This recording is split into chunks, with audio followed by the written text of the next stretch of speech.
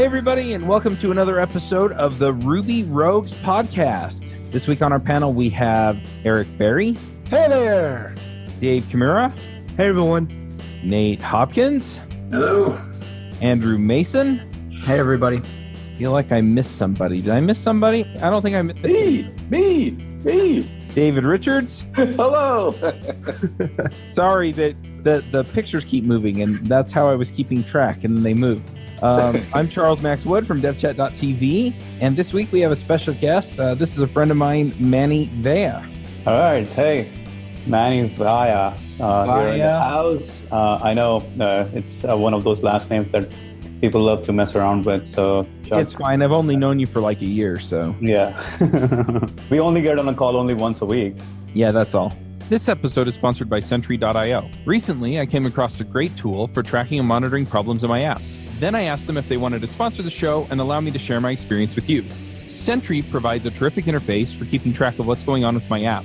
It also tracks releases so I can tell if what I deployed makes things better or worse. They give you full stack traces and as much information as possible about the situation when the error occurred to help you track down the errors. Plus, one thing I love, you can customize the context provided by Sentry. So, if you're looking for specific information about the request, you can provide it. It automatically scrubs passwords and secure information, and you can customize the scrubbing as well. Finally, it has a user feedback system built in that you can use to get information from your users. Oh, and I also love that they support open source to the point where they actually open sourced Sentry if you want to self-host it. Use the code devchat at sentry.io to get 2 months free on Sentry's small plan. That's code devchat at sentry.io. So do you want to give a brief introduction to who you are, and then we can dive into this? Yeah. This is stuff I geek out on, so I'm super excited. Yeah. So we're going to be talking about productivity today, but I want to give some background. Like, I used to be an engineer. So I studied physics, then I studied engineering. I used to write lowest level assembly code for DVD players back in the day, back in 2003, 2004 at Cirrus Logic and things like that. And then I moved on to writing DSP firmware, basically C software for a lot of mobile phones. And I used to manage billion-dollar cell phone projects at one time. But I left all of the technology industry to read books full time. And that's what I do. I mean, my business is 2,000 books, and I read and summarize business books, personal development books, and productivity is one of those like things I geek out on more than anything else. It's just one of those things that never ceases to amaze me, how deep the rabbit hole goes as to how much more we can get out of ourselves if we just apply the right principles at the right time. Wow, so you're like one of those real engineers, not like us pretend ones, huh? Yeah. I'd like to think I used to be a real engineer. Now I'm a pretend engineer because I just throw that out whenever people are like, oh, I'm a coder too. I'm like, yeah, I used to be one too. Or I used to be an engineer too, but no more. So now I'm just a businessman. Yeah, he's a real nerd. He has a physics degree and reads lots of books. That's right. Physics, electrical engineering, computer engineering, and now books. Like, There you go. Nice. yeah. And assembly level, like shit, man. It doesn't get better than assembly coding. I don't know if any of you guys have done assembly, but it's like the lowest level of coding where you're literally you're more or less on the silicon at that point, dealing with registers and shit like that. Yeah, I do have a quick systems class at BYU, and I took 2 of them actually. And yeah, it's like debugging is oh crap, it stopped. Oh, debugging is Right. horrible. So then you take it to the emulator and you plug it into the emulator, and oh crap, it ran. Does WebAssembly count? I don't know about that. I think I can. VM. You could debug that. What are you trying to break in with, David? I think I can beat all your stories. I know a person who spent, I'm not kidding, a year programming, and he was there at the university library, and a student saw him, and he said, there's an assembler, right? He was down lower than the assembler. He was so grateful to find the assembler to make his life easier. He didn't know anything yet. It was early days, 70s. Do you have a stack of punch cards with him? Oh, it was all notepads, and then it was registries directly, on switches on the computer he soldered together himself. Oh my God. In the day. I guess in the 70s, my parents were college students, and they both took programming classes and had the big stacks of cards. What? We used to use those for our note cards for our productivity. Segueing back into our topic, but yeah, we used to keep our task lists on punch cards just because there were so many old punch cards kicking around nobody could use anymore. Yeah. And that's like what I learned in the process of doing a lot of this reading on productivity and learning about productivity is that whether I was doing management, whether I was doing like managing billion-dollar cell-phone projects, or whether I was writing code, the principles didn't really change. What changed were how you maybe applied them a little bit, but fundamentals of productivity never change no matter what you do in life. And coding is one of those things that's like one of the most mentally demanding when you get into it, and when you're trying to debug or when you're trying to put things together. It can be really like I remember times when I would be so harassed by a problem that I would go to the office at 4 a.m. just because I couldn't sleep anymore because the problem was like had taken over my life. And I'm sure you guys have been there where you're like coding, and you're trying to debug. And at some point it's just like, God damn, man, got to figure it out. And it just takes over everything. You can't stop thinking about it at some point. Yep. I want to kind of set the stage a little bit here because I think everybody kind of comes at what they think of as productivity a little bit differently.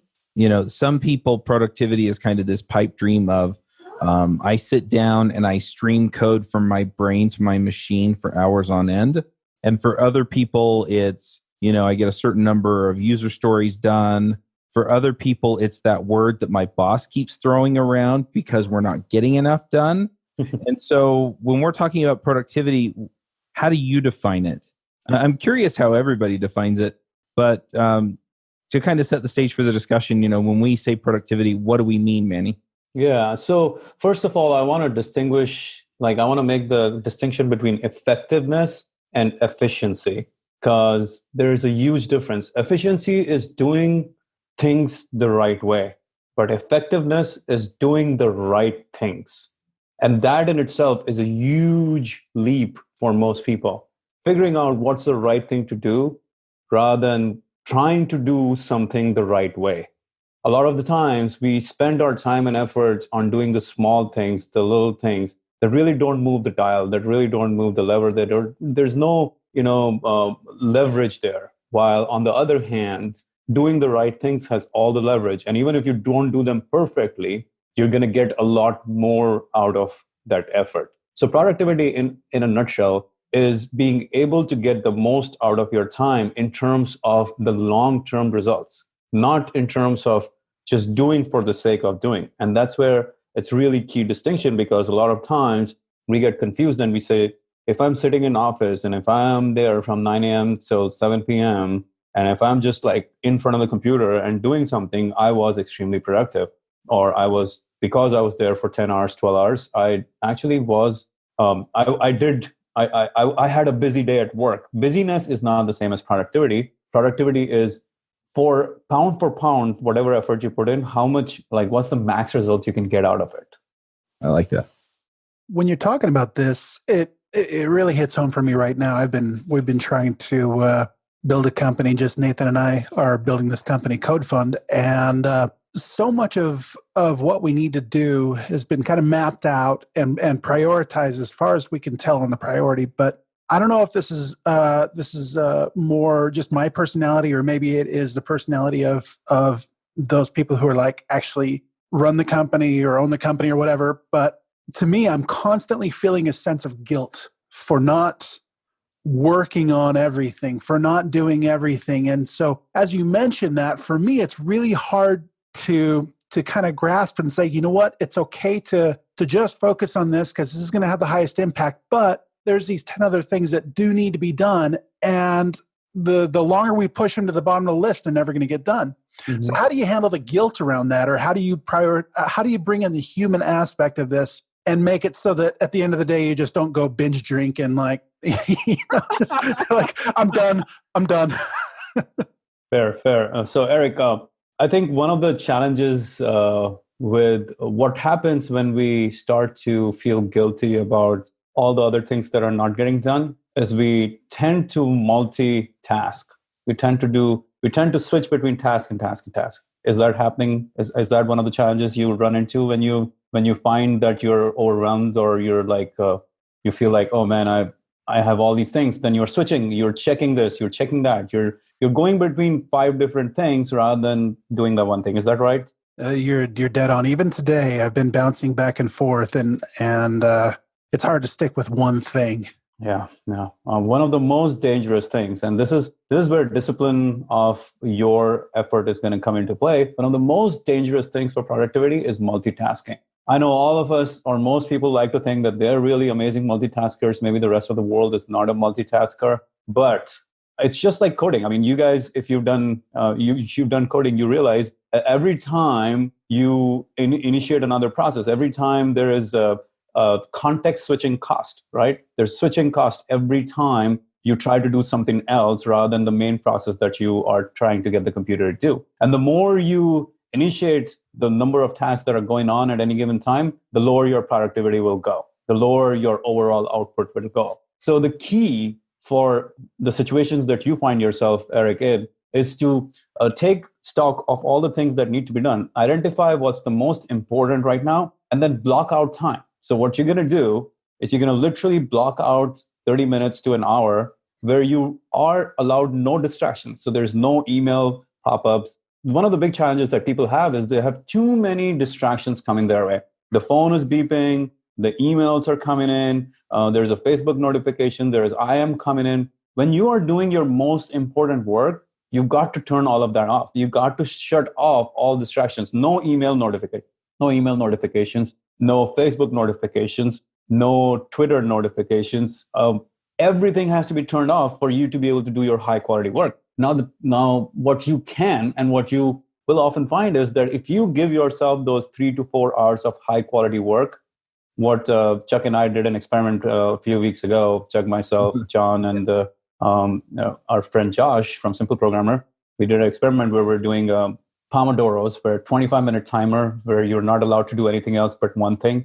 And we did. I'll see if I can find the episode where I complained about, or we talked about that. You complained about it, but it was the best thing ever. So what we used to do, what we did was we did 8 Pomodoros before 12 p.m. That means 4 hours, more or less, of dedicated work where no distractions were allowed. And then you can go and do other things. But you can structure it in your own way. But the key is to be able to get those chunks of time where you are not allowed to do other things. You get freedom. You get a lot of freedom when there is a boundary. Structure will lead to freedom. Freedom is not freedom by itself. Structure is freedom. And you need to create that structure, that boundary of time, that boundary of, this is the only thing I work on right now. And that will stop the overwhelm. That will stop the madness. Because in this moment, I am free to work on this thing. And now you can be really creative. You can give your very best. It sounds like the subtext of this, or maybe my subtext of this, is that this is a big part of stress management as well. It's not just getting things done, but living